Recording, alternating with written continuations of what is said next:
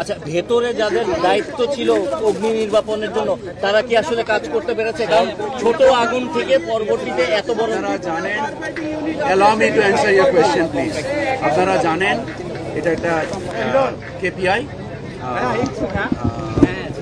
এখানে নিজস্ব অগ্নি নির্বাপন ব্যবস্থা আছে এবং প্রথম যারা এই আগুনের ঘটনায় অ্যাপ্রোচ করে, আগুন লাগার 10 থেকে 15 মিনিট 10 মিনিটের মতো সময় লেগেছে আমি যতটুকু জানতে পেরেছি। প্রথম civil এভিয়েশনের sorry within 30 seconds, I'm sorry, I'm correcting my statement because Chairman Civil Aviation is here. 30 সেকেন্ডের মধ্যে আমাদের নিজস্ব অগ্নি নির্বাপন যে সংস্থা রয়েছে তারা আগুনকে অ্যাপ্রোচ করেছে। সো এরপরেও যত ধরনের অভিযোগ এসছে এটা আমলে নিয়ে আজকে যে আন্তঃমন্ত্রণালয়ের সভা হবে কিছুক্ষণ পরে, এখানে সকল বিষয় শুধু আমাদের না, অন্যান্য মন্ত্রণালয় এবং গোয়েন্দা সংস্থার তথ্য বিশ্লেষণ করে আমাদের প্রয়োজনীয় সিদ্ধান্ত আমরা বলে মনে করছেন।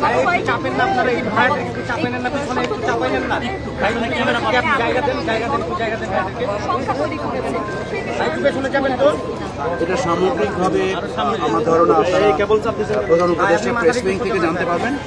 আমরা আমাদের সংশ্লিষ্ট যে দুর্ঘটনাটা ঘটেছে এই ক্ষেত্রে আমরা কোনো কিছু উড়িয়ে দিব না, সকল কিছুকেই আমলে নিই। এটা কি শেষ করতে দেন না ভাই কথাটা? অনেক মালামাল ছিল এবং কার্গো ভিলেজে অনেক মালামাল ছিল।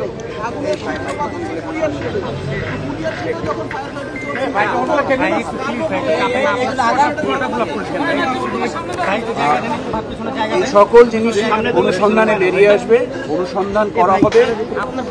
আমি যখন ব্যক্তিগতভাবে এখানে হাজির হয়েছি তখন মালামাল সরানোর মতো অবস্থায় ছিল না, বাট তার পূর্বে হয়তোবা ছিল। সেটা কেন করা হয়নি বা যদি করা হয়ে থাকে এটা কি করা হয়েছে?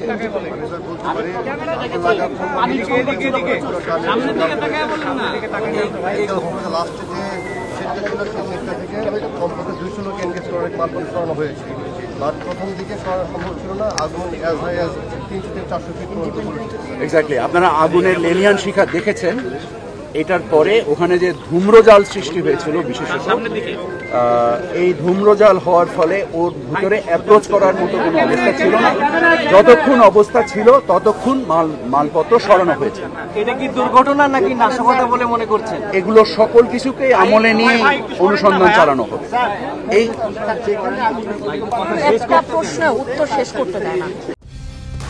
কালার এক্সপার্ট, জর্জ স্যাপ এবং মাইল্ড অন হ্যান্ডস টেকনোলজি সমৃদ্ধ অরিক্স ক্রিস্টাল ওয়াশ আপনার লন্ড্রি এক্সপার্ট। 30 সেকেন্ড আগুন লাগার খবর ওঠার পরে 30 সেকেন্ডের ভিতরেই এখানকার যে নিজস্ব ব্যবস্থা আছে সেই ব্যবস্থা তারা ডেপ্লয়েড হয়েছে।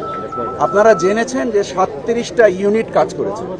সো এই আগুনের যে মানে পরিমাণগত যে ভয়াবহতা, এটাকে ওই একটা ইউনিট দিয়ে এটাকে হ্যান্ডেল করা যায়নি। এই জন্য পর এক এক করে 37টা ইউনিট জোগাড় করতে হয়েছে। এমনকি শেষ পর্যন্ত ওয়াসার পানিও আনা হয়েছে।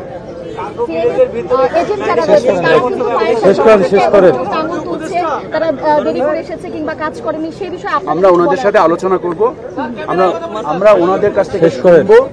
যত ধরনের অভিযোগ আছে প্রত্যেকটা অভিযোগ আমলে নেওয়া হবে। এখনই একটা ক্যাটালগিং কমিটি করে দেওয়া হয়েছে যারা এই আগুনের পূর্ববর্তী এবং বর্তমান অবস্থায় পুরো ঘটনার ক্যাটালগিং করবে। আপনার এই ক্যাটালগ দিয়ে আমরা তারপরে অংশীজনের সাথে আলোচনা করে গোয়েন্দা সংস্থা থেকে শুরু করে তদন্ত সংস্থার সকলকে একত্রে নিয়ে আমরা এখান থেকে এর রহস্য উদ্ঘাটন করার চেষ্টা করব। আপনারা জানেন এলসি ছাড়া পণ্য এখানে নর্মালি আসে না, 1 নাম্বার। আর 2 নাম্বার হচ্ছে যে এখানে বিজিএমএর প্রতিনিধি আপনারা রয়েছেন। আমাদের কালকে রাত থেকেই কার্গো আসছে। আমাদের বাণিজ্য সহায়তার উদ্দেশ্যে আমরা এই কার্গোগুলো বন্ধ করতে পারবো না। সো আমরা কালকে প্রায় সারা রাত এয়ারপোর্টে ছিলাম। আমরা একটা নতুন জায়গা এনবিআর এর সাথে সংশ্লিষ্ট হয়ে বিজিএমই আমাকে প্রতিশ্রুতি দিয়েছে যে দ্রুততম সময়ে, এবং আমরাও সরকারের পক্ষ থেকে দ্রুততম সময়ে এটাকে কিভাবে বের করা যায়, আমরা সপ্তাহে 7 দিন 24 ঘন্টা কাজ করব। কোনো পণ্য সরবরাহে কোনো রকম জটিলতা না হয় এবং যারা ক্ষতিগ্রস্ত হয়েছে কি আছে, আমাদের এয়ারপোর্টের ইন্স্যুরেন্স কভারেজ কি আছে, এই সকল কিছুকে মানে ইয়েতে নিয়ে আমলে নিয়ে আমরা সিদ্ধান্তে উপনীত।